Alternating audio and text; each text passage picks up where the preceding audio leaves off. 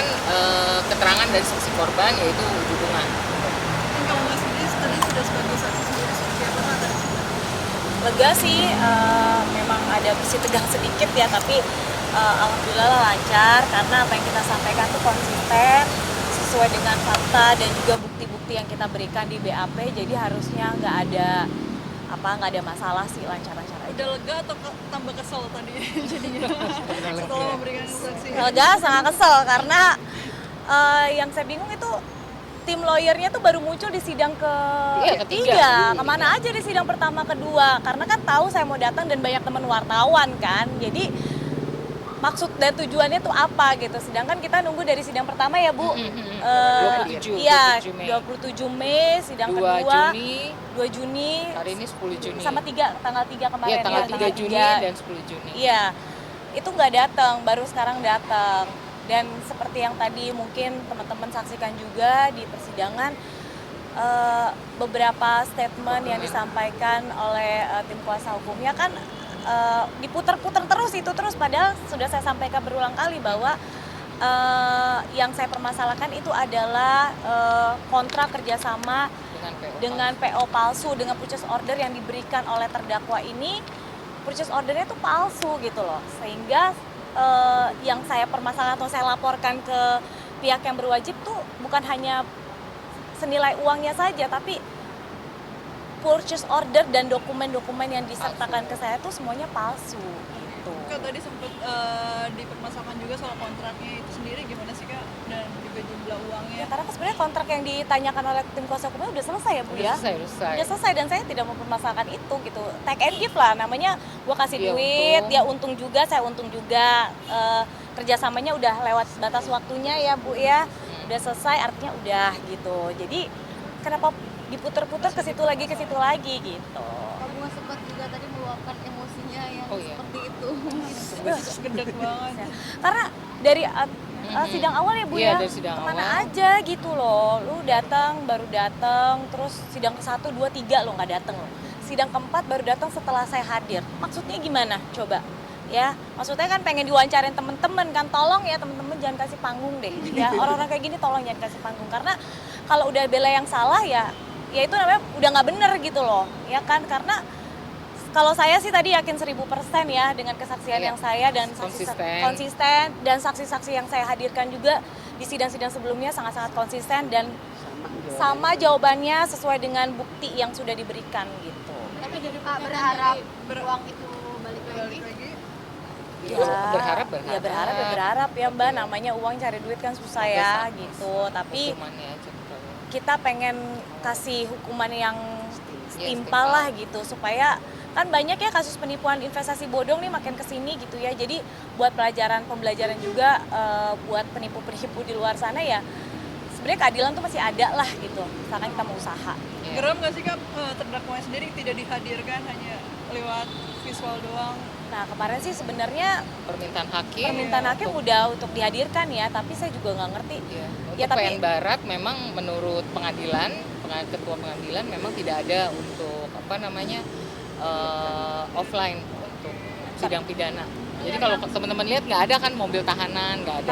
Tapi saya nggak masalah sih, ya udah yang penting sidangnya lancar, daripada dia datang juga membuat hati saya emosi kan, jadi ya.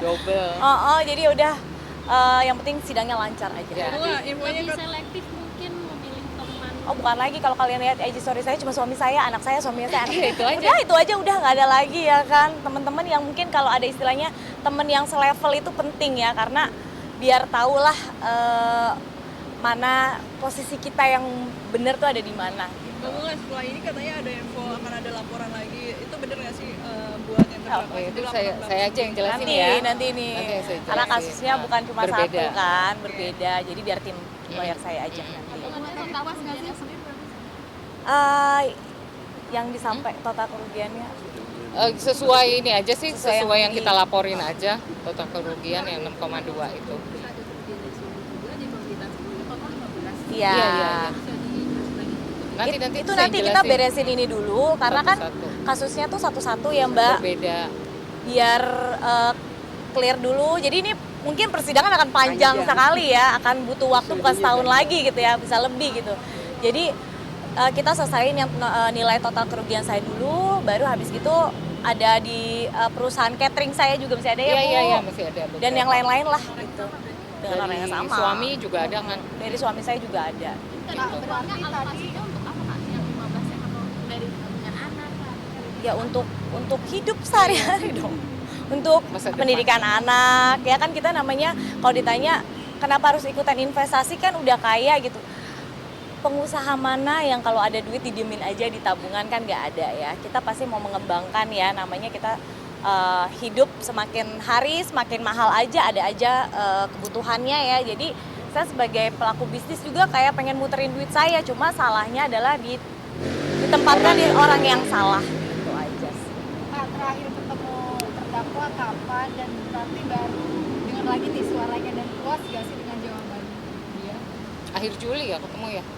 Iya, akhir Juli itu ya. Ketemu Bu. beberapa kali di Polda Metro, Iya, tapi ya ketemu nggak Kayak ke selisipan aja. nggak papasan gitu. Kayak Tuhan memang menjaga mata hati saya supaya nggak lihat orang Iya, jahat. betul. Udah. Tapi Gitu. dengan jawaban terdakwa sendiri mungkin kamu masih merasa puas atau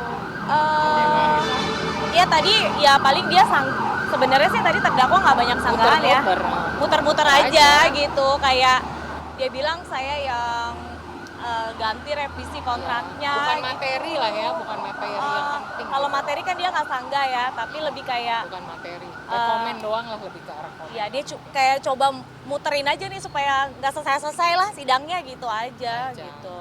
Tapi karena saya percaya banget sih apa yang saya sampaikan itu 1000% benar, jadi ya on track semua, dia aman lancar. Kak, ini kan udah kejadian kayak gini, bakal tetap mau investasi lagi nggak sih atau kayak enggak dulu deh atau bisnisnya gimana sorry. nih? Apalagi kan kamu juga Nggak mau ada lagi tinggal di bisnis yang Bali. lain, apa gimana? Saya jujur trauma banget ke Bali ya, trauma banget. Bukan saya underestimate Bali atau jadi kayak trauma sama orang Bali, tapi itu yang saya alamin gitu ya, karena secinta itu saya dulu sama kota Bali, sampai kepikir tuh untuk yang bisa tinggal di sana. Makanya rumah saya, beberapa properti saya, mungkin kalau teman-teman lihat saya sering sharing untuk dijual ya, itu memang saya lepas bukan karena saya butuh uang gitu loh. Saya lepas bener-bener sama suami saya tuh udah menenangkan pikiran saya, hati saya, supaya kayak kita kembaliin dulu deh rasa negatif, pikiran kita negatif sama kota Bali gitu. Tapi jujur saya nggak benci sama orang Bali, enggak. Cuma mungkin buat saya sama suami kayaknya kalau bisa kita sembuhin traumanya dulu deh gitu. Sesakit itu. Makanya properti yang di Bali, mungkin kalau temen-temen ya langsung promo, kalau ada yang mau beli properti saya di Bali boleh. Karena saya sama suami udah sepakat untuk kalau bisa kita dalam waktu dekat ini